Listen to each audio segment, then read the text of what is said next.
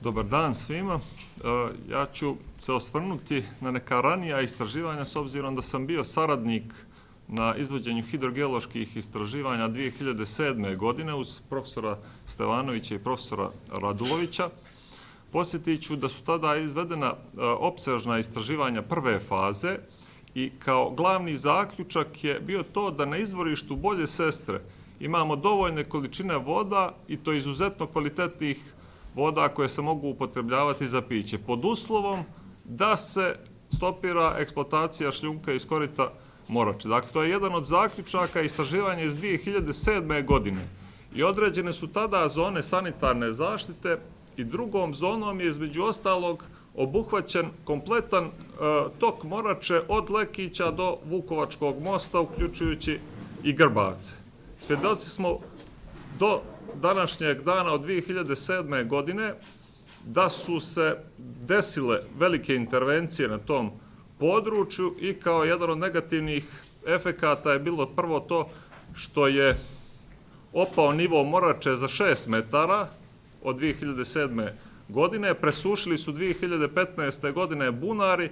Mjerili smo da je maksimalno sniženje u bunarima oko 4 metra.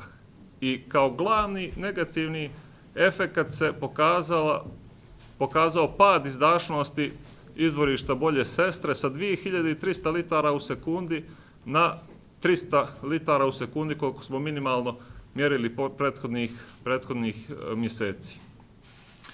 Što se tiče efekata, sami ste vidjeli šta se desilo i sada imamo jednu situaciju da kada jednostavno želimo neznatno da proširimo te već postojeće zone. Dakle, kršili su se uslovi u postojećoj užoj zoni, gdje je svakako zabranjena eksploatacija šljunka.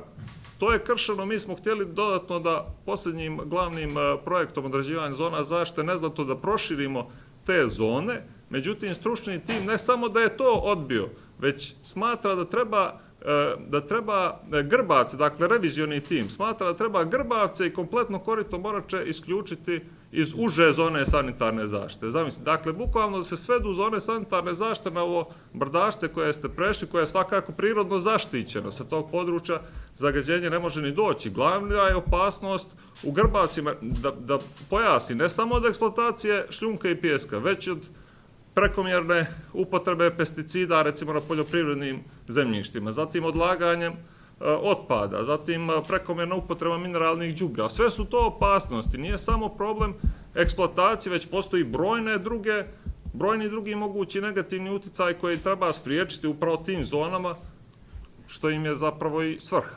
Dakle, osim što traže da se ne usvoje proširenja zona, taj revizioni tim na naše iznenađenje smatra da treba potpuno isključiti Grbavci Moraču iz zona sanitarne zaštite. Po mom mišljenju, to je pogrešan pristup i postavljam pitanje ko će da potpiše onda takve zone koje nose izuzetan rizik po kvalitet voda na izvorištu Bolje Sestre, čega smo i svjedoci. Desilo se to, dakle, nije poštovana uža zona i pala izašla sa 2300 litara na 300 litara u sekundi. Eto, toliko sam htio. Hvala vam na pažnji.